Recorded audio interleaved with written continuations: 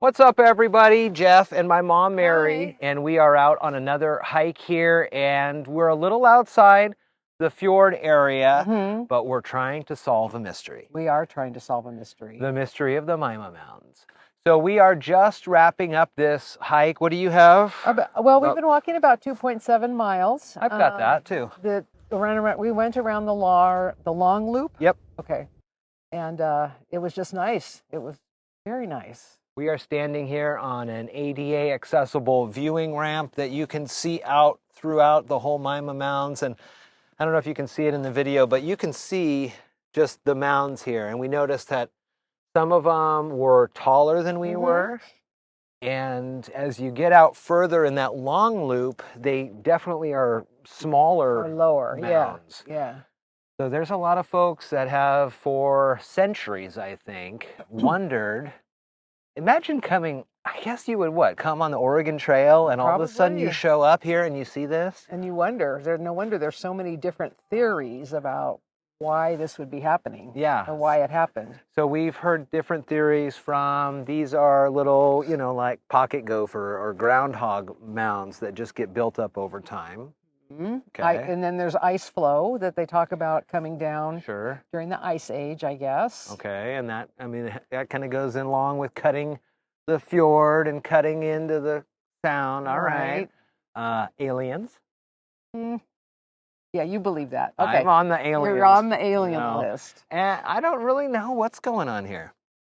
It's just, as walking through this, what I was thinking, it's a very peaceful type of walk. And boy, it really makes you think about what is going on here. Sure. What has happened? And I can't even imagine what it might be like in spring or summer when some of the wildflowers are in bloom. And I think it would be a good place to come back and get pictures of that as well. Well, let's do that then. Okay.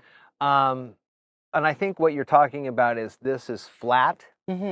It's very little elevation, it's up a mound and down a mound, basically. Right. So you are able to really soak in what's going on. And there are several different trails. There's a longer trail, there's a cutoff trail. Picnic trail. And again, some of these trails are ADA, they're paved, Yep.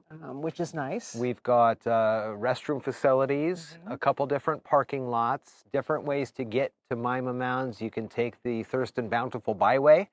You can go on I-5. There's a couple different routes, but that brings you all here to this nature preserve, federally listed back in the 60s for these Mima Mounds. And it's just a wonderful little venture outside of kind of our normal area.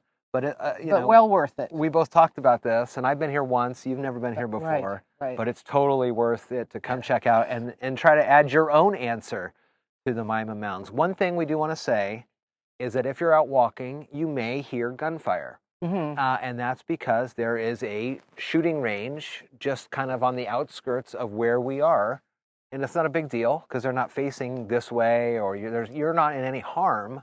But if you're out here and it's super quiet and then all of a sudden you start hearing gunfire, that's what's going on. And we did hear a few pops here and there.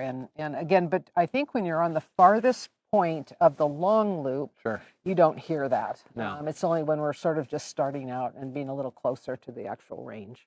It's a beautiful day again. Here we are in February, but you're right. I think we should do this again in spring and see what the foliage and all the greenery looks like. I think that would be awesome.